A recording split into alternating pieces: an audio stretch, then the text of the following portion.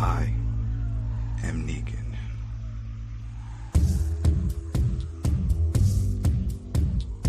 I am Negan.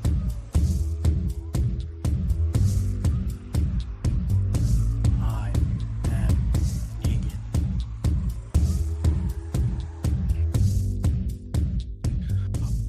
What's up, friends? Welcome back to I Am Negan, the longest running PW. Yeah, I guess I could say that. Yeah, longest running Walking Dead podcast out there. If you know that one that's dedicated just to the Walking Dead still running, then give them a shout out and a like and a sub, just like you do us over here on the Koalition. But anyway, my name is Adam Vale, senior editor over at the Koalition. I'm joined by editor-in-chief Richard Bailey Jr. What's up, man? What's up, Adam? What's up, listeners and viewers? And Throwdown shows Carlos Romero. I know how to roll my R's. Yo, what's going on, everyone? What's going on, people? We are back. This is Dead City Season 2, Episode 3. Oh, man, this is a fun title. Let me bring this up because I don't want to mess this one up. Because I want to say it with the joke. It says, all right, why did the Mainlanders cross the river? They didn't. That's the title. They should have added they didn't, but I get why they didn't, because that's the joke for Negan within this episode. You guys already watched it over on AMC Plus. You know, it's out there. You're watching us now for the rundown, and that's what we're gonna do. We're gonna cover this from front to back. Real quick, just some housekeeping. Thanks again for following us, sticking with us all these years. And if you're new, surprise, you found us. Here we are. We've been covering Walking Dead. You find tons of content. We've been covering from Mothership to Fear to World Beyond, that was horrible, to the Dead Tales. Tales of the Dead. Yeah, that wasn't that great, but we do have some good spin-offs. I mean, Daryl Dixon. The Daryl Dixon, we covered that season 1, season 2. We got season 3 that's been confirmed. They're over in England. That's going to be great. So if you have not watched that, go on AMC, watch it, come back, check us out. We covered those. That was a fun one. Even the Rick and Michonne wasn't too bad. Very lovey-dovey, very fan favorite type of situation where they were just doing everything just to appease the fans. I felt there was too much happiness going on in that one, but hey, that was all right. What was it? The Ones Who Live, right? We covered that one, and then of course we got Dead City. Now this Dead City season 2. You heard, if you've already followed, you've heard how our thoughts of episode 1 wasn't that great. Wasn't a strong beginning to this new season. Season 2 picked up. We got a lot of craziness that happened, with the Mainlanders trying to come across with this horrible idea of just coming in at night. Oh, yeah, we know somebody from the Croat knows about us, but hey, we're going to do it anyway. And then what happened? It didn't go well. So now here we are for episode 3. So, man, this is... all right, let's just get into it because there's a lot to say about this. It starts off with a flashback, right? And this was the question that we talked about from the last episode and all the way from the last season of how that ended. What's going on with Herschel and Dama and the Croat? We know there's some kind of hold. We weren't sure. Rich even called out during this episode, hey, Dama looks like a witch. She should be a witch. I think that's what she's going for. I think she's going for the witch. And we see this quick flashback where this is when that was the whole thing where Maggie originally, for those who don't remember, the reason why she was going to Manhattan was to get her son back. The Croat wound up taking the son for collateral or something because of the Briggs. They owed money, resources, something like that. But anyway, the point is that they wanted Negan. And they wanted, eventually they wanted Negan, right? And they figured by doing this will pull Negan out because Negan was on the run as a wanted man for killing some judges. That's all season 1 stuff, people. But so we're seeing this flashback of while he was a captive and he's with Dama, and this is early on because she was like, oh, I don't know why they put you in this room like this, and gives this whole speech about life and all this stuff. Like, hey, anything you need, and I'm gonna get you a bed. And he's like, yeah, can I get a coat and paper and something to draw with? Really, that's what you asked for? Like, yeah, I get it. She brought in some cookies or snacks or Snickers or whatever it was, right? They were chomping on something there.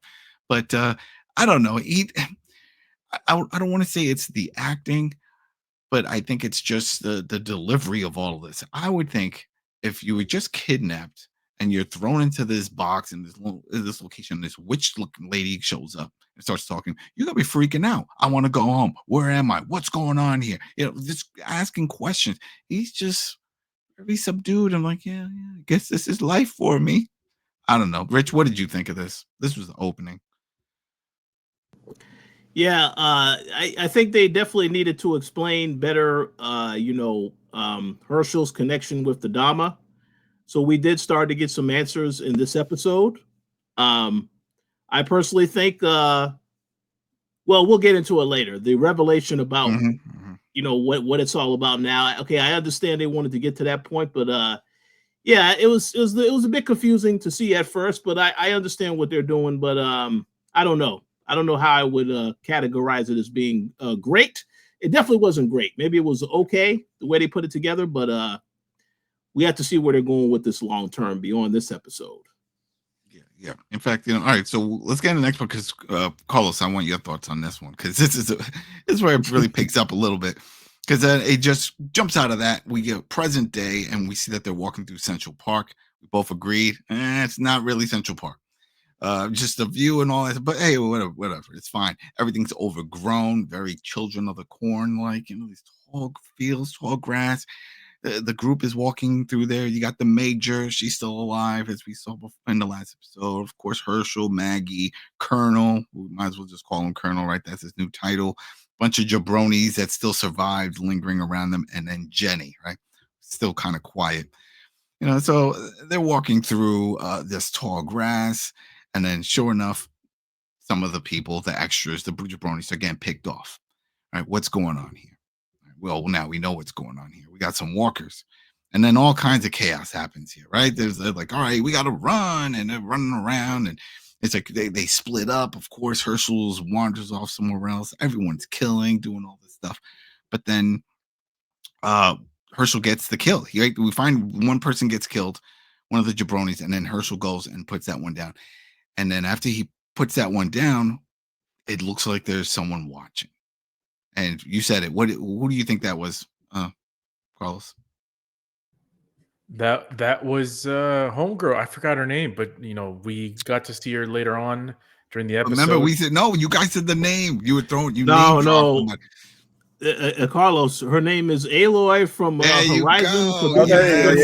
Aloy, Aloy, yeah. She makes from Horizon. She makes an appearance. This all felt like it was written right out of that. Like one of the writers was like, hey, I just played this awesome game, right? Where everything like the Fallen Man type of thing, but then we got these robot dinosaurs, really crazy. Can we do something like that? And it's like, yeah, we can do all that without the dinosaurs and the big budget. What do you have in mind? Well, we go to the thrift store, we get some rags, throw it on some kids, have them running around, especially that girl that we just hired, that extra. Yeah. How's her acting? It doesn't matter. She doesn't have to say much. Can we do it? Like, yeah, let's do it. And that's it. Because, yeah, she looked the part, everything. I was expecting a lot more from that character, but as we know, nothing. A whole lot of nothing. And then the intro starts. So we already got two big, I don't want to say big, but usually when shows do an intro, they have one decent sized scene and then boom, intro. We had the flashback, then we had this attack, and then this reveal of this hidden character, and then intro. So I don't know. I do like this intro though. I do like how they're working with all this. Let's see, where else are we going from here? Right. So we got the whole Croat thing, having his little speech about stuff. Right. He's got his crew, got the army. Now they all know that whoever survives is coming through Central Park. How do they know that? Did I miss something? Because I know we saw from the last episode that they have to get across the Maggie's group. But how did they know that they're coming that way? It could easily be coming from all the way the east side, the west side. Why Central Park? I think didn't they say that they had people that were guarding that area nearby, so they keep tabs on who's coming in and out of the area? That's what I thought they had mentioned in the episode later. Okay, so then maybe that's what I missed because I was just really curious when he was like, "Oh yeah, they're coming through Central Park." How do you know that? We saw it. Yeah, because even the people knew they knew that they were being hunted. They know they were looking for them, so that was why they're saying y'all need to stay here, because you were bringing too much attention to that where they was at. So, yeah. Yeah. We get introduced to some big jabroni that's in the car. Big Diesel dude. We already know there's going to be problems with him and Negan because Negan's also in the car. And then the Croat's talking about, well, I know why you left that lifeboat alone. You didn't attack it. You don't kill kids. And that whole thing. And then the big dude like, I don't bother me or something like that, right? He made some with his voice and a little snicker. Like, I'll do it for you. That type of thing. We already know he's next on the list. Did you think anything of that guy? We all, right? We were all on the same idea that he was going to be.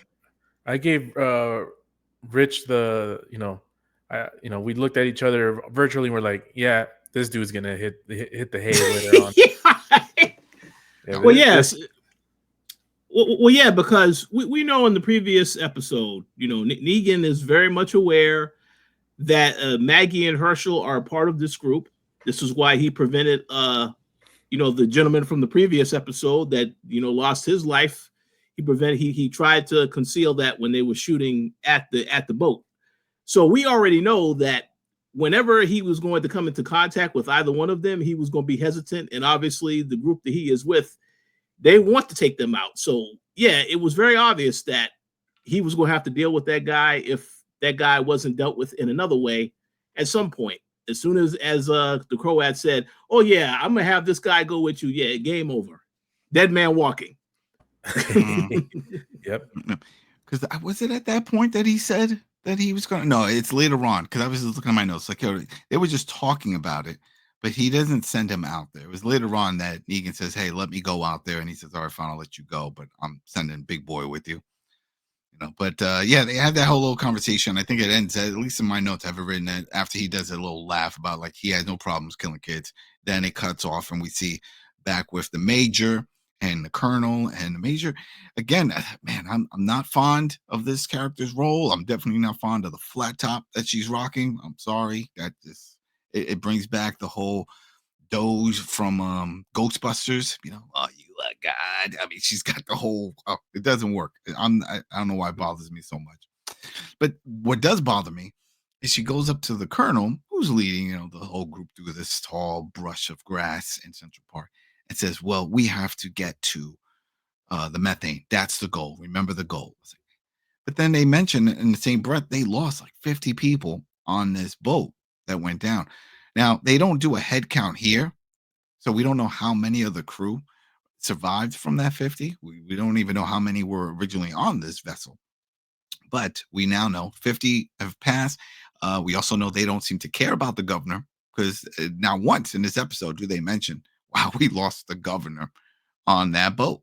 They don't care. Either that or the writers forgot to mention, oh, man, we killed the governor on this boat. We should bring that up.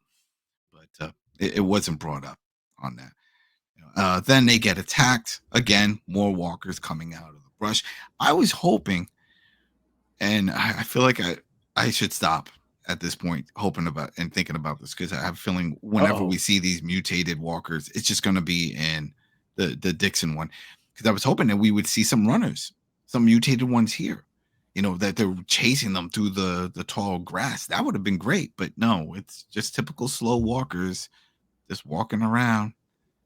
Well, that's what they're named that. I know, but it's just, remember they kept teasing, we're going to see something different. Remember they kept saying that we're going to see different type of walkers, which we did, but that was in Daryl's Daryl Dixon one.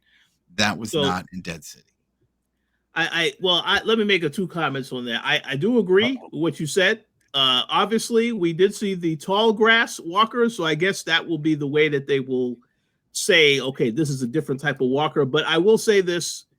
There is a conversation that happens later in this episode that we'll get into where the lady tells Maggie that there are other things out there worse than the walkers. So now that they have said that, I'm expecting them to deliver on that before this season is over. I took that as she's talking about the people, the Croat and those type, meaning like all those gang people that they don't even care. They're worse than the walkers. Walkers, they'll just try to eat us. These people will probably enslave us to do some other stuff. That's possible. So, no, that's what I was thinking, but it's let me see. Then of course, then we see that girl again, the wild one. Herschel gets lost again. No surprise. That whole thing. They go back and forth. Right? It's like, oh, here we go. But then Maggie something with this kid. always something with this kid. She finds him, she pulls him out, but then she loses him again. Then Maggie meets up with the rest of the crew, and they're like, "We gotta go." All these walkers. He was like, "No, I gotta find Herschel." It's like, you can't find him if you're dead. That's pretty accurate. So then they're like, "All right, let's head out." Now, one of the things we didn't mention, but you guys saw this. The goal is to get the colonel's talking to get to the boathouse, the cafe, the whole thing over there. He says, "You didn't know this? I'm from the city." Well, we do know that from the first season. At least we do. Maggie may not know. Remember, he was looking for his family. But and then even here, I think in the last episode he brought it up, but maybe she didn't remember. But anyway, that's where they're trying to get to. So that was an interesting part there with that whole thing with the walkers. Then now this is where Negan starts talking about the whole thing, right? Because this is when we go do a jump back. Now just Negan in the car with Croat. Croat is talking about how he's a partner with Dama. She saved him. He was on a ship like Gilligan's Island, that type of thing. It crashed on Manhattan, and he was scared and alone. He wakes up. He's in the theater with some snacks or something like that. He said candies, and life is good after that. Yeah, Negan's not buying it. He's like, whatever. It's like, let me go. Let me go out there. Let me go find these people. I'll bring them back. We'll settle this. And then Crow was like, okay, yeah. But you gotta take Big Boy. I'm sending Big Boy with you. Now, where's Lucille? Right? Where's Lucille? We saw in the last episode, Croat moved it slightly away from Negan when Adama was killing, his buddy with the violin and all that. So clearly they didn't want him to retaliate. He was like, "You killed my friend," and grabbed Lucille and go to town. But I guess he doesn't get it back. Maybe they give it to him on special occasions, because I think that is a excellent observation, Adam. The way I look at that is, if you've ever played a game where you have all your items, something happens in the story, and now you have to get the items back. So this is possibly what's going to happen. Negan will get his his prized possession back towards the end, where he has to take out the Croat in Dama.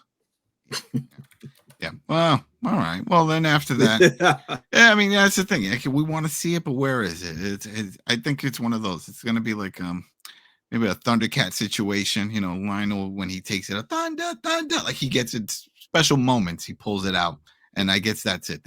We're not just going to see Negan walking around swinging in and willy-nilly killing walkers, which is something we do want to see, right? We want to see him use that bat, but we don't get to see it, and whatever. Hopefully later on in the season we will.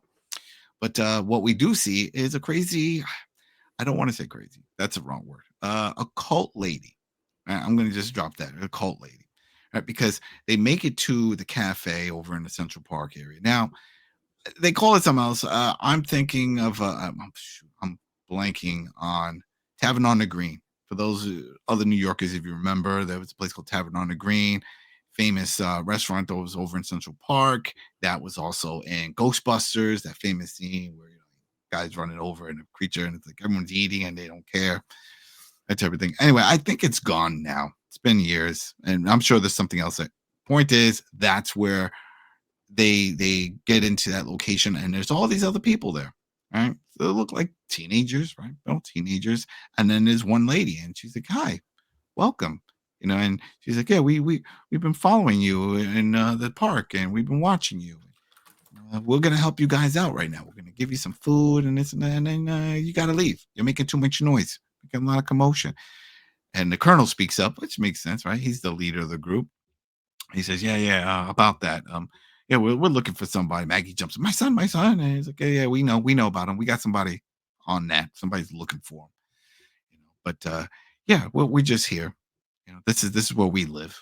We don't mingle with the outside world. We have our own setup here, and I don't know. I put this also in this point here, but then even later on, he brings up again, Colonel's. It's like all he wants to do is promote New Babylon stuff. It's like, oh, this is where you guys live, and you could be safe somewhere else from walkers. And she's like, well, we're already safe. Like, we live with these walkers. The walkers are us. And I instantly, I don't know if you guys got that. I got that. It's like, oh, there are people that die from their group then become walkers and roam around. And we get to see a little bit of that later in the episode. But you guys picked that up, right? Oh yeah, because you see that there are some walkers that they don't have their hearts, and you'll get into that later. So that's how you know they were part of the same group. Yeah. Yeah. But it's like the colonel was like, well, we have this great community and this whole thing. Again, not mentioning the governor just died on the boat. So who's running this great community that you have? I don't know. It's little holes like this, little story holes like this that irk me. Maybe I'm looking too much into it.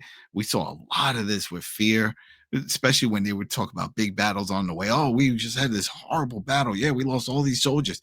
No flashbacks, no still shots, nothing. We just take their word for it. Not so much like that here, but he talks about this great life in New Babylon. We haven't seen that great life. We haven't seen any of this happiness with families and everyone just following around in the street. Like, yeah, life is so good. I love it here. But yet he's promoting it, and there's no president. There is the governor. Governor's dead, so we're assuming the colonel would be the one running the show, and he's here now. So I don't know what's going on with all that. And then Maggie also doesn't understand it. She's not happy that he keeps trying to promote New Babylon like that's a place to go. I don't know. But we do see Herschel, right? Herschel wanders around. He finds this it's a makeshift lake. There's a few of those in the park, in Central Park. And he says, you know what? This is a good time to pull out my Bob Ross, hat here. And let me just start drawing pictures. Where am I? And he just starts drawing. Yeah, that's what I would do. I'm out there alone. No, I'm not just going to start drawing pictures. Carlos, does this make sense? Did you see this happening, or would you do the same thing if you were in his spot? Just take out pen and paper and just start drawing. I'm not as artistic as our old buddy Herschel here, so that's probably a no. I just it's just interesting his whole character.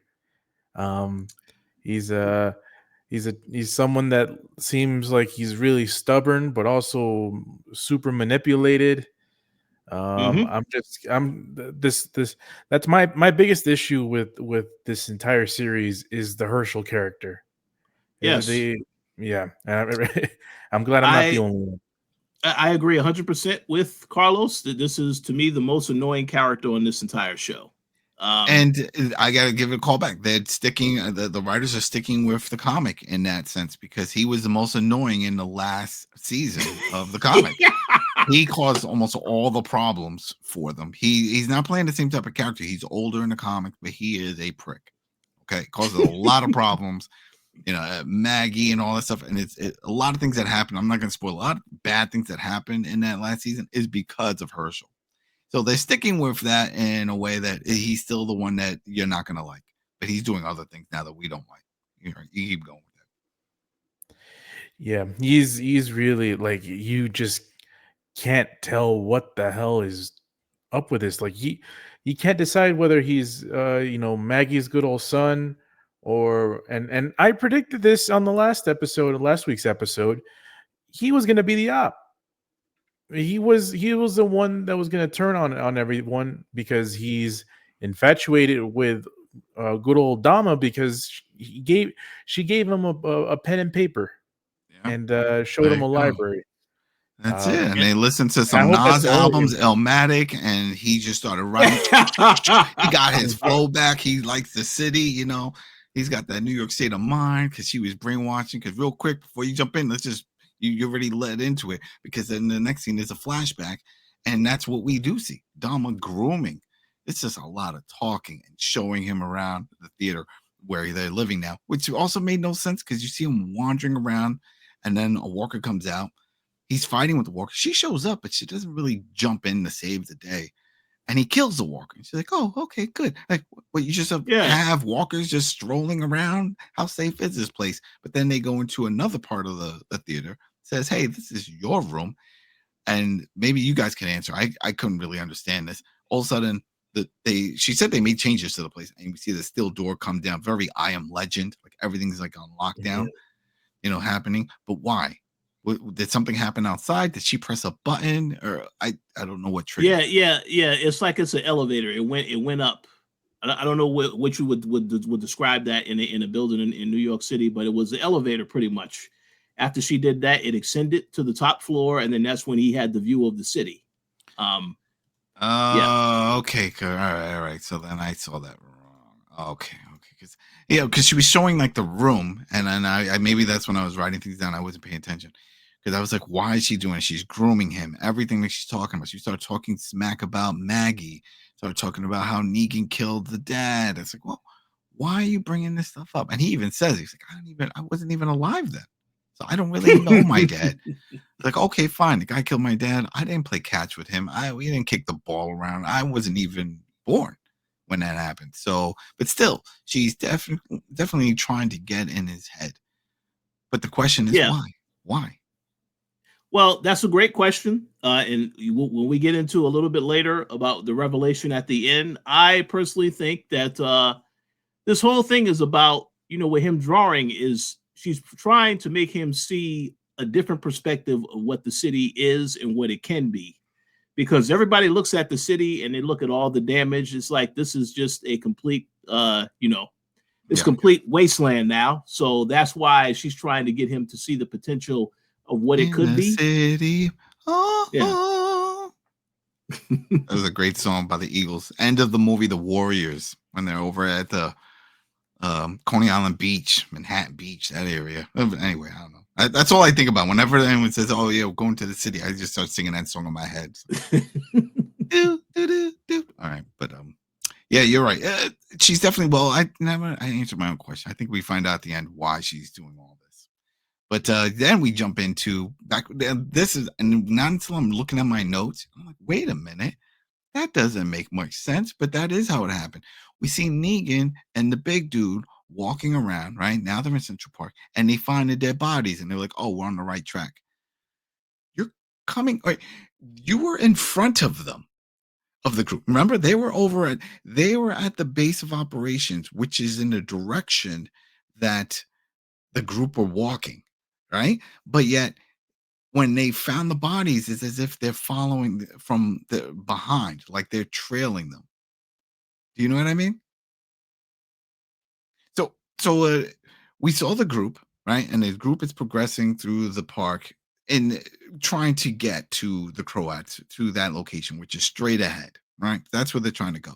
But when Negan and the big dudes show up, they should be coming from that direction then. They shouldn't have come across any dead bodies because all that is uptown. They're downtown. Oh, Adam, here's the thing. Just erase whatever perception you have of logistics when it comes to the show. None of it makes sense. It completely does not make any sense. Yeah, I guess that's why. Because I was like, wait a minute, how are you finding dead bodies if you're coming from downtown? If they're coming from uptown?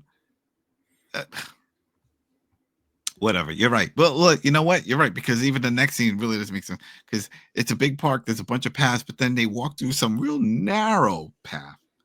Now, I wasn't sure if this was intentional by Negan because maybe he saw something that the big dude didn't, meaning like there's a bunch of walkers that were just like stuck in the tall grass. But the fact that he decided, like, out of all the areas that you can walk, let's walk in this real tight spot. And they're walking through and they're shimming through, and then sure enough, the walkers start waking up, start grabbing at them, the whole thing. Negan makes it through first. The other dude gets trapped. He was like, save me, help me. And no, Negan doesn't leave. But this was also right before they walked in that narrow path where he cracks that joke where it's like, why did the mainlanders cross the river? They did it, and it's like, aha. But then even then, the big dude tells Negan to walk first. He doesn't trust him. Negan does have a weapon, but he doesn't have Lucille. But how did that guy survive? I don't know. Like you said, Rich, you saw him get bit, right? You saw him. Yeah, they had a whole scene where you saw blood bursting out of his chest. So clearly he got bit and he just got himself together and kept walking, I guess. Yeah. I mean, obviously, if you get bit, it's not the end of the day, at least for the next couple of minutes. Like, you still got time to, turn. But yeah, he was bleeding like crazy. I don't know how much reserves he had in stock. He was surrounded. They just engulfed him. That's what it looked like. It just looked like the whole thing closed in on him, and that's it. But clearly, he got overran by walkers, and he still had time to call Negan a traitor. yeah, there you go. Right, call him traitor. Could have called him a bunch of other things, but gotta keep it PG, people. But we go back to our boy Herschel, doing his Bob Ross thing, and all of a sudden we got the Horizon girl show up. Aloy, I keep blanking with Aloy. Aloy. I was completely off. Aloy. I'll write that one. Aloy. Nope, I'm still gonna say it wrong. Aloy. So anyway, she shows up. She starts looking at him. She sees his picture. She grabs the picture. She starts looking. He's like, "Oh yeah." She's like, "How? What? What?" He's not even sure if she knows how to speak. He's trying to talk to her, and then all of a sudden, the big boy we were just talking about, he comes out. We thought he was a zombie. I even wrote it. I paused it. I'm like, wait a minute, because he starts swinging his weapon, knocks the girl down, and then stabs her with it in the leg. It's like, all right, when did this happen? When did walkers have the ability to use weapons and all that? But we find out he's not really, like you just said. He must have crawled out and did something. He didn't fully turn yet, and our Herschel over here takes out his knife and just throws it, does nothing, just like pings. But he has a gun. Like you said, he has a gun. And he points it, but before he can do anything, guy gets stabbed from behind. And it's Negan. But from a distance, so he threw it like a spear. Big boy drops. Herschel sees him. They make eye contact. Herschel's a bad shot, takes a shot. It looks back again. Negan's gone. What's up with that? Look, I mean, it's just showing the consistent part where Negan is obviously the good guy of this show. Maggie is holding on to a grudge that is tearing the whole Walking Dead universe apart, let alone her family with Herschel. So it's just Negan showing that he's one of the good guys. He's one of us. That's why we named the podcast I Am Negan, because we believe in him. And he took down the bad guy. Yeah, he took down the bad guy. And he dipped. So I don't know. The kid's bucking shots at him. You don't want to say, hey, let's talk about this. Oh, shoot, he's going to shoot me. I was expecting a hug, but right, instead you get a bullet. Right? But you said it. Yeah, it was Carlos. You said it's like, oh, now they're all going to come because of the noise. And sure enough, we do get some people to show up. Turns out Herschel wasn't that far from the cafe over there, because Maggie shows up with the crew and I'm like, oh, Herschel, and they see the girl, the whole thing, because he was holding her, he was crawling out with her, so he still wasn't that far. And they're like, what's this? Who's happening? He's like, oh, well, let's bring her back. They bring her back to the place. Clearly, she's one of the crew. They lay her down. They start trying to do treatment on her and stuff. We had another little scene with Major talking about how happy she is that Colonel is promoting the whole Babylon thing. That's pointless. I don't get that. I still don't see her point. I want her to die next. Like, can they make that happen? Because I still don't know her role. Is she supposed to be the big bad of the group? Yeah, I think her role is to just make things difficult for the other characters. So clearly, she still is a very stubborn character. We saw that from the start of this show. So I kind of feel like that is a character that eventually will get taken out, because they're trying to do things by their own rules without working with everybody else. Even when you see working with everybody else is the solution, they still want to be difficult. So, yeah. Are you talking about the Major? Yeah, yes. The Major. Like, what's her? Like, that's what it is. I mean, we don't know her name. And they even call her the Major. The Colonel keeps calling her Major. But it's like, what is her point? Like, where does she fit in all this? Is she gonna cause a problem? She's causing problems for everyone, because even the Colonel said he's on Maggie's side, but he's still playing along with everything that Major's saying. Well, this is good promoting Babylon, and you know what we have to do. Instead of, he should just stop her. No, new plan. Well, that's an issue with the show. Like, they should have like they should have introduced her, because they introduced her being mean and sort of militant and obviously like stubborn, and Mhm. they never showed at least one scene of her being competent of doing anything. It's No. always been incompetence. That's why, like, every time we see her, it gets so annoying. It's like she's bossy. She doesn't listen to the other folks in the camp. She got half of the crew dead, including the mayor Yeah. or whatever her name was. And now Bird. she's still Governor Bird. she dibs in the cornfield. She's like running away, panicking and stuff, and she still wants to boss people around. I'm Yeah. like, all right, like I don't, whatever with the character, the writers need to do something to show that she's competent at something, and like, because if not, you're just gonna want us to to kick the bucket. Yeah. I mean, the one thing she proved is that she could take a punch. That's pretty much it from the last episode. Maggie punched her. She didn't drop. She took it. She's like, okay. That's all I get from that. But yeah, we get some more info on the backstory for this crazy group that's in the park. Turns out while they're doing treatment on the girl, the lady, I don't know if they ever say her name, but she said she found these kids during the fall. It was a 4th grade field trip. They were all kids and they were alone. And she saved them and she brought them in and took care of them. And that's it. So she could be a crazy lady that was just living in the park. I don't think she was a teacher. Maybe she worked in the zoo, but I don't believe that. If that was the case, she could have said some stuff. That would have been cool if she would have been like, yeah, we used to have a tiger, but some guy with dreads that was taking, that was feeding them, took one. And they're like, oh, we know him, Ezekiel. But I like if they do little nods and tie-ins.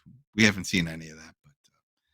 But at least we get some answers. That's what I did like about this. Because that's a big question, right? What are they doing here? And she found these kids. That's why there's so many just kids and her. And they keep themselves together and they cut out from the outside world. We also find out more info with Herschel explaining to Maggie what happened. It's like, well, you killed him? No, somebody else did. Who? I didn't see. You didn't see who killed him? Well, yeah, well, I think. And then I saw Negan. Well, you just answered. There you go. You did see him.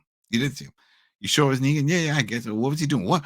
Why do you care? Why does anybody care? It's he just, I don't know. His character and it's very conflictive. Like he doesn't know what he's doing, or maybe because of the brainwashing. Maybe there is more to it, and it'll spew it. We already saw from the flashbacks. There's a lot of grooming from Dama going on, and maybe there is some other mental connection. I don't know, but that whole thing threw me off. But real quick, what did you guys think of the backstory for this group? The fact that it was a 4th grade field trip to Central Park when everything went to kapoop, and this lady decided to raise them and just keep them in the park. I mean, the Natural History Museum is right next to Central Park, so that makes sense. I would have moved there. Yeah, why are you living in the park? Go to live in one of the museums. There's 2. You got the Museum of Modern Art. You have the history one over on the west. Those are mansions. I get it. That's a lot to cover. Who knows? Maybe that's already being overtaken by another gang. We might see that. Yeah. But yeah, I actually liked the premise. I wish we got it a little bit more, just a little bit more, not too much more about it. But yeah, I like that. It's like it was in the 4th grade and I was in a field trip and all hell broke loose, and I'm stuck with these kids. Right, but she's happy. Oh, yeah. Oh, but here's the thing, and this is for you, Rich, because you brought this up, and I was like, oh yeah, you're right. Why did she die just from getting stabbed in the leg? And that is, to quote Mr. Carlos Romero, that is a phenomenal question, Adam. Let me go ahead and say this right now. Okay, that is the biggest critique I have for this episode, because it feels like that's a ridiculous way for someone to die. There was a scene where the colonel comes up to her. He has supplies to say, hey, we can use this to help her. She's like, no, it's all good. We're just going to let her, we're going to handle this ourselves. I think that was a little ridiculous that somebody would die from a wound like that. I would have almost preferred her getting bitten and then they having to take her out the way they did. That would have made a lot more sense. But you know what? I just realized something. He never said that she got stabbed. Herschel. Exactly. That's the other thing. Yeah, that's a very good observation. So maybe they think she did get bit. Well, they saw the wound. They saw that there was a wound there, but I'm glad you mentioned that, Adam, because this again it reinforces why I think Herschel is a very annoying character, because not only did he not tell them what happened, but even when he got back and forth with Maggie about Negan, he didn't even tell her, "Oh yeah, I shot at Negan, and that's where he went. And he went off after I took a shot at him." He didn't even bother saying that to him either. No. So that's why I said, yeah, it's very, very ridiculous. But no, I just didn't like that. I would be curious to hear what other people have to say about this character dying that particular way. But I thought to myself, if she got bitten, then I could understand, okay, because you're not going to turn right immediately after getting bitten. That happens. Mm-hmm. Yeah. It's a small window of time. So, yeah. Very weird. Very weird. But what's even more weird is this little segment here. So she's laying there, the girl about to die. And Herschel walks up and gives her a kiss on the forehead. What's up with that? I don't know. That felt weird. And then the rest of the group just start doing this moaning. They're not crying. They're not talking. They're just like doing this moan together, like it's a ritual song. Like this is just what we do. And the woman comes across, goes in front of the body, and just starts stabbing it a bunch of times. I'm like, all right. Maggie's not reacting. Colonel's like, "Man, this is just how she rolls, I guess." But then we see why she's doing it. She's cutting out the heart. And like you mentioned, that there was holes in some of those walkers out there. And when they first met her, the crazy lady, in that scene, she starts talking why she doesn't fear the dead. Because she's like, we are the dead. And that's where she gets. There was other people in this group, and when they die, this is what they do. They cut out the heart. And I thought she was gonna take a bite out of it, because she pulls like Indiana Jones, Temple of Doom type of thing. She like pulls out the heart and starts showing it around. It's like, oh wait, what are you gonna do with this? But then it cuts away, and then we get the more flashback. Before I go further, what did you guys think of that? That whole ritual and cutting out the heart. I really expected Maggie to say something, just to jump out. Like, this is too far. What is going on with you? Why are you doing this? But she just holds her tongue. She doesn't even really react to it. So I will say that I'm glad there was an explanation as to why there were some walkers that didn't have hearts that we saw earlier in the episode. But I think, one thing I saw with the scene that I laugh about is the Colonel's reaction. Like genuine fear, like what the hell is this woman doing? And that's why I am curious to see what happens in the next episode, because that character can also get taken out. Let's be very clear. Clearly they're doing what they have to do to survive. They're all part of what's going on, but clearly there's an issue with the marshal, the major rather, who has other goals in mind, and the lady had already told her, y'all need to stay here. So I kind of feel like there's going to be a conflict coming between those two characters in the next episode. But we have to wait and see how it plays out. But we have to hold up. Yeah. Oh boy. But then here we go. Now we get it. We gotta look past time. I don't know how long it takes to walk or do any stuff, because then Negan just shows right back up in the car, because Croat is doing sing-along karaoke with some song that he likes on the radio. I'm sure he has the tape, because I don't think Hot 97 or any of those stations are still up and running. But he gets in the car. He says, "Hey, yeah, we didn't find anybody, and there was an accident with Big Boy, and yeah, that's all I got to say." But then they do a nice camera shot from the passenger side window, and you could clearly see Croat looking at Negan's hands and seeing his blood. And he's like, "Oh," and he hands him, like a hanky. It's like, well, accidents do happen. And I was like, all right, let's let that go. So, he doesn't say anything, but I would think that the Croat's probably just thinking, oh, you just straight up killed this dude as a power play and then came back. I don't think he thinks that he interacted with anybody from Maggie's crew. I think he just went out there, killed the big guy because he didn't like the comment that he made about killing kids, and then came back. That's what I'm getting from it. Maybe in the next episode they'll go more into it, but I don't think he thinks that Croat thinks that Negan actually found anybody, and there was no accident. He just straight up killed him. Yeah, and I feel like he's gonna go go on snitching on Negan pretty soon. Probably gonna kill another violin player or something. That's it. He's killing anybody who has any kind of musical skill. And it was like, hey, look, I play the piano. Yeah, let me see that hand. Chop those fingers off. None of that here. Well, I just want to make one comment since Carlos did mention that. I have a very bad feeling that Negan's family is not. They're not either. They aren't going to survive or they're already dead, because it feels like the fact that he saved Herschel in this episode. Obviously, if you're a Negan fan and you're rooting for Negan to have, get out of this situation with the Croat and Dama, but I feel like they're going to do that so that Maggie has more sympathy for Negan. So I wouldn't be surprised if they do kill off his wife and child, if they aren't already gone, because it feels it's heading in that direction. But we have to wait and see what happens. Well, I mean, one thing is for sure. We know that Maggie knows now that Negan is alive.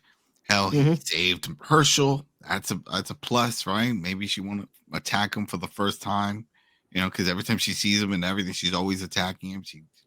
No matter how many times he says he's sorry, she just can never forgive him. And it's just a running joke now. It's like that she's always going to have this feeling and this hate, which should be pushed aside at this point from everything that they've been through together. And from seeing from his perspective. Okay. Now it's very hard for people to see from the other perspective. Here on I Am Negan, it is not. We are supporters. We are the saviors. That's why we opened the show with I Am Negan. We get it. We're biased, but we understand he was protecting his crew. They were being attacked. If you remember, Mother's ship, his crew got attacked and there was a cradle there. Remember, there was kids and stuff. These people were just living their lives. Yeah, maybe some Negan people were bad, but maybe these people weren't. But they went and the Alexandria people went and killed them all. And so he just had to get payback. That's why he did the eeny, meeny, miny, mo. It's nothing personal. Just had to take one out. And it just so happened to be her husband, the whole thing. I don't know. I went too long with that. But that's the point. That's the backstory. And that's still carrying over till this day. So many years later. Meanwhile, he's been part of the community. He saved them. He's helped them. He saved her multiple times. Maggie, that is, and all kinds of stuff. But anyway, right, there goes that. But she knows now. So hopefully when they do reunite, everything is fine. And hey, Jenny's still alive. Jenny's still there. She's real quiet. I still don't understand the point of that with the character. Why have a reoccurring character here? No real special skills, but very quiet. Well, like Snake Eyes. Remember we talked about Snake Eyes? He had a skill. The dude had a skill. Didn't need to talk. He talked with his blade. But we don't get that here. Man, yeah, I wish there was more scenes with Jenny. Like she's obviously like one of the main characters from the protagonist side. They don't but she doesn't. Well, I know she doesn't talk, but at least some action scenes or something. I don't know, because anything to get rid of more Herschel scenes is good to me, man. Exactly. Or have some special skill. Have some special skill or something. Be a really good tracker or something. Throw a reason of importance to the group. She's just there. She's just there. I don't know. I'm waiting for something to happen with her.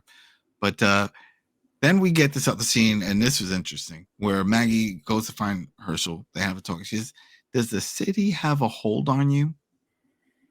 Very odd thing to say. It's somebody from the city. My mom has sat me down numerous times when I was younger, asking me, "Are you smoking weed?" They were straight up question. She's never said, "Has the city grabbed a hold on you? Has it taken your heart? Has it contaminated you?"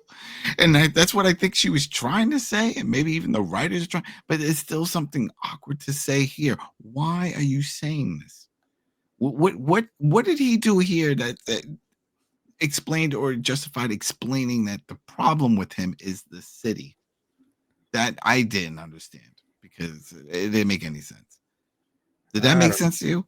I just like I mentioned earlier, this whole Herschel narrative is just really annoying to me. It's just, I don't know how he can be that manipulated. Like there's ways people are, ways folks are manipulated into doing stuff like this.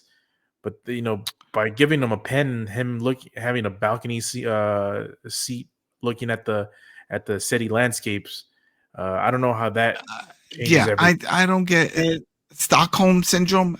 Some people may say, that is a thing. When people are captives, and next they become sympathizers of their captors, or they join them. But that's over long periods of time. Oh yeah, I don't know how long he was there with for months, maybe. And let me make this comment, because you did trigger me a bit, Carlos, when you mentioned the city. One thing I don't really understand about this whole thing with, they said they want to protect New York City. They love New York City. She's trying to instill this mindset in Herschel, but Herschel has no damn knowledge or recollection of what New York City was before. He didn't engage in any pastime things didn't that grow you did up in New there. York City. Yeah, so why would he all of a sudden be like, okay, yes, I believe this is something better than what it is now, when you have no way to actually see how no comparison. Yeah, nothing. No. Rich. Yeah. Go ahead, Carlos. He's never been inside a bodega. Right? he never bought a hard-boiled egg for $1. Or a chopped cheese. Or chopped cheese. Yep, there you go. Or a Lucy, or anything with some bananas, and a Little Debbie's, or maybe a Twinkie on the side. I mean, no, he doesn't know the life. He's never pet the bodega cats. Right? Play dominoes with the dudes in the front after hours. Never played chess with people in Washington Square Park. He's never had the bacon, egg, and cheese the hockey way. There's a lot of things that he's missing. Everything bagel. There's plenty of things. He didn't live the life, is what we're getting at. But he says, "Oh, this has to be rebuilt, and this place can be rebuilt. We have to give a new vision." He starts doing this weird ramble, but then it jumps into a flashback, and this is pretty much the way Dama was talking to him, and saying that, "Hey, you're gonna go back. We're gonna send you back. You're gonna go back to your family, but you're gonna have to make some tough choices." Sorry to interject, Adam. I thought of something. This show does a really bad job at writing, young men, because remember the mothership, Walking Dead proper. We were talking about this when we were reviewing it back then. That's how long we've been here. Remember, longest running podcast for The Walking Dead, at least as far as we know. Yeah. Probably something else. What was the name of Carol's adopted son? Carol and is Ben. Was it Ben? Yeah, Ben. That's the one that they adopted him after his whole family situation. Yeah, it was Ben. He was poorly written. He was one of the worst written characters in the whole series. He wasn't really written because they were using Carl's story from the comics on him. And and he was everywhere. He was the focus of a whole season until he kicked the can. And same thing with Herschel. I mean, Carl was annoying a little bit, but not to this extent. Not to the Ben Herschel side. And with Herschel, man, you're just building up a character that I just hope they take out, man. I'm like, I don't really care about this kid. He's just annoys me every time I see him. Yeah, they're not doing any favors. I don't. Hey, if you guys are out there and you're supporters and you're like, "Oh, we love Herschel," go ahead, leave it in the comments. Just tell us why you like this character so much, and do you think he's the future of this franchise? We don't. That's it. He can't be, but it can't be. This isn't, and it's sad that this is the story. It's all based around him, pretty much, right? Because we find out right in that end scene that the tough choices is that he was the spy. He's the one setting up the fire and doing the alarming the Croats, letting them know what's going on the other side. That's why he was sent back, that he was allowed to go back, that type of deal. Again, I don't know how long. They don't tell us how long he was a captive, but it's got to be a good amount of time that he was drinking the Kool-Aid and was like, yeah, F my mom and those people. I like you, old lady. I want to live here in the big city, drawing pictures. You got nice pencils. You hook me up with snacks. My mama don't give me any of that stuff. I like living in the city. Because that's what she's pushing, right? That's it. It's that whole thing. It's like, look at the city. Look at this. Look what we have. Look what you have. Oh, look, we got electricity. We got light. You probably don't have that. You probably got candles. Look at all the drawing you could do. I got pencil for days. Everything for you. Your whole life is beautiful here. Just go back and do some sabotage for me. Can you do that? I don't know. I don't know how I feel about the story for that. I was hoping they would focus more on the way they advertise. It's Negan and Maggie and they're exploring with the city and fighting all that stuff, but it doesn't look like that's the case here, right? At first, the first episode, our complaint was moving too slow. What's happening with this? What's going on with Negan? And why is he playing a backseat to all this? Then they made it seem like there was that Kroistoff guy, right? That there was a faction that's not playing nice and didn't want to join up for what we thought was going to be a big fight. Oh, that's what they're building up, the big fight with the Mainlanders. Well, that didn't happen because they just sank that ship. So that then even with the big dude, the big bad guy that we just saw a little while ago, they were like, oh yeah, this is going to be a big fight. Get ready for this. Nope. He got bit up a bunch of times and then got stabbed in the back. So where's the buildup going? And everything just keeps pointing to Herschel, Dama, Maggie. I don't know if that's strong enough. At least for me. What about you guys? Does that story work for you? Sounds like it doesn't. It doesn't work for me. I'd like to see what role he's going to play. Is he eventually going to have to take out his boy Croat? I don't know. But I guess we just have to wait and see where they're going with the show. But I don't like the Herschel character, so I'm not going to have any positive thoughts about where they go with him. But let's see what happens. Yeah, let's see. All right, so I don't know. On a rating, we usually do a 5-star thing. I'm gonna give it. I'll give it a 4, only because it is progressing the story. I'll tell you why. I liked all the stuff going on in Central Park, whether it's an accurate location, all that, it doesn't matter. I like the backstory, the craziness with the characters, with the kids and that lady. I don't think we've seen the last of them. I think some more stuff is going to happen. You said it before, Rich, the way she said that there's other things to fear. I think that she is implying other groups like humans and stuff, but it doesn't always have to be the Croat. It could be the Kristoff, that guy, his faction. Then there's another group that we haven't seen, and it could be other wildlings out there. The sky's the limit. I understand also why they decided to do everything in like Central Park. Central Park is huge, and if you have everything overgrown like that, then you can hide a lot of things, and they don't have to focus so much on like just the city stuff, which I would like though. I want to see them run through buildings and stuff, but I get it.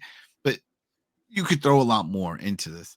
So because of those reasons, this is why I give it the 4. You got to see some action. I don't like the whole thing with Herschel. I don't like that that's the story, the heavy focus, the heavy plot all around Dama and Herschel. That doesn't do it for me. I'm curious what Richard Bailey Jr. Has to say about this. Well, I think everybody's entitled to their opinion. I think that 4 is a very generous score. I personally, I don't know, man. I think this is more along the lines of maybe a 2.5, maybe close to a 3. But this is lower than the first episode. Yeah, I think it's a very average episode because, yeah, it did progress. I did like the introduction of this other group and then the backstory about why the walkers didn't have hearts. I give them credit for that. But I also will say this is a show. Did we mention that? I don't know if we mentioned that. Yeah, we did. We did mention that. She put it out so that way they can eat it. Yeah. Yeah, but I will also say this, and obviously, we have to see what happens in the other episodes. I don't like a show where it's telling you a character's backstory and then you're not seeing certain stuff. So, for example, the Dama talks a lot about her past. We don't see any of that in this episode. So if I don't get to see more of a better explanation as to how complex this character is in the next couple episodes, then I have to say, yeah, I'm not impressed because again, one thing I will say about the Daryl Dixon show, that character Jeanette, we saw her backstory, and I appreciated the fact that they gave the backstory to the character, so it explains certain stuff about, and then leading up to what happened to the character. So I would like them to do that with this character. Otherwise, I don't care about the character. But hey, right now I say it was an average episode. I think it was good at best, not great, definitely not amazing. That's just my opinion. All right, what about you, Carlos? I will give this a 3 out of 5. It's not as bad as the first episode. I think the first episode was really bad. Second episode, was really good. I thought it was one of the best out of the whole series. This one, on the other hand, I feel like it was. I lean towards more what Rich is saying. Mediocre episode. I did like the new faction that they introduced. I'm only worried that, wondering, is this the only time they're going to be seen? Like, is that it with this faction? There's just a couple of things that I didn't like. I didn't like how they did Aloy, homegirl, dirty with just taking her out like that. The Herschel stuff, the flashbacks, I did not like. I did like the Negan Croat stuff. So, and I did like the setting, like Adam mentioned. Central Park it's a good setting for this, even though logistically it doesn't make sense. But the Children of the Corn thing is still good. So no, I'll give it a 3 out of 5. But just even saying it's like, oh, this was a field trip during the fall, and they just never made it out of the park. It's like, wow, they never left. No one decided to go. I mean, I'm sure some of them, but it looked like a lot of them just like, we're just gonna live with the crazy lady in the park, and Yep. that was it. And they're in their teens now, or at least early 20s, right? It's around there. But that it's just interesting, just very interesting with all that. I have a feeling we're going to see more. If anything, I could see some of these kids leaving with Maggie and all of them. Maybe the crazy lady does something else, and I don't think she's going to be part of the group. I think she's too out there. But I can see either that, or when Maggie and everyone leave, they notice, just like at the beginning of the episode where the girl was in the bushes just watching them, that some of them are watching them and then decide, we want to leave. We're tired of living in Central Park with the monkeys and the walkers and feeding our dead friends' hearts to the walkers. We want to do something else. Also, one of the negative points of this episode, we didn't actually see the monkeys. No, they cost a lot. That's not cheap, unless they had some stock images or footage that they could have sprinkled in. But we did hear the monkeys. We did see. I would like to see a crazy infected monkey. Oh man. Well, no, we can't see that. Was that a monkey or a chimpanzee from Nope? Remember Nope? Did you ever see that movie Nope? The horror movie? Nope. Nope. What about Rich? You didn't see Nope? It's I did see it. Yeah. Remember that monkey with the Jordan Peele movie, right? Yeah. There was a crazy scene scene with the monkey, and it was in like on a TV show, and they had a pet monkey, and it was a birthday party, and they were talking about how that monkey went through a lot of abuse. Yeah, he was a trained monkey, but he went through a lot of abuse when he was captured. They would tase him and do all kinds of things, and they would shoot at him, and the popping noise would freak him out.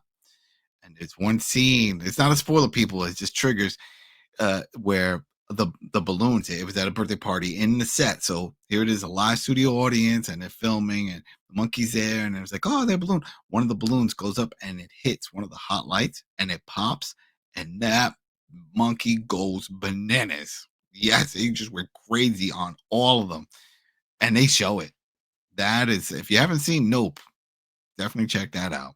That was a wild movie. But every time I hear a monkey, I think of that. Even when I saw that movie Monkey that came out, which was also kind of weird. But but so let's see. There you go, just rambling. But overall, that was it. That's our thoughts of this. It's okay. We're waiting for something special. I don't know if it's going to happen though. The truth, I think the strongest out of all these spinoffs, we've already said, is the Daryl Dixon. I mean, it's on set in France and Europe. A lot of great acting, a lot of crazy stunts.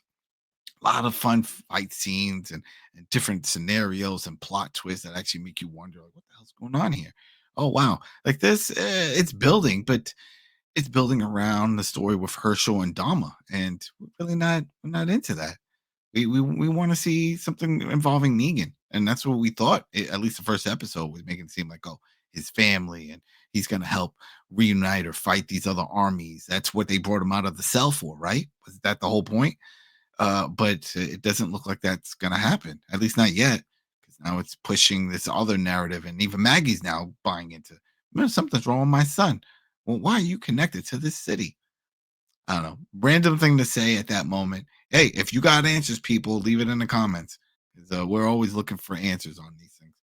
And that's it. We will be back next week for episode 4. So thanks again. Liking, subscribing, following, doing all that jazz, keeping up with us. We're still going. And that's it, everybody. So have a good weekend. Peace. Peace.